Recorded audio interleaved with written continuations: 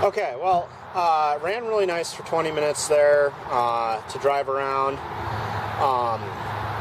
I am going to have to do some more fine adjusting. The steering lock to lock is not in the right place. I need to figure out a way to change that linkage, but I am satisfied with the toe-in now. That works nicely. I did not successfully get rid of the drip of oil that's appearing under here on the and dripping onto the spark unit or the ignition unit, so I got to figure out where that oil leak is coming from. It's not coming from under that cover now, so that's good.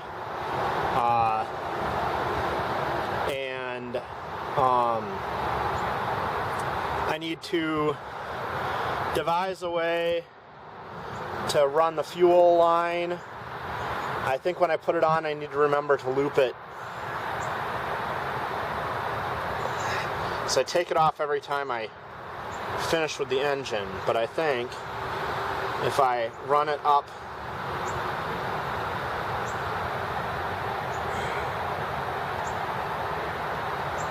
behind the intake like that, then it won't rub on this flywheel anymore. So, and I guess since I pulled it off, it'll just run down across my table. Oops. I guess I'll have to wipe all that up in a second, but that's what rags are for. Anyhow, otherwise, yeah, I feel foolish ending up with that kink in the line, so I had trouble starting it, but it ran once I took the kink out of the fuel line. Now I just have to see if there's a bit more slow speed response that I can get out of it. So, because I would like to idle it down a bit slower, but we'll see about that with some other adjustments.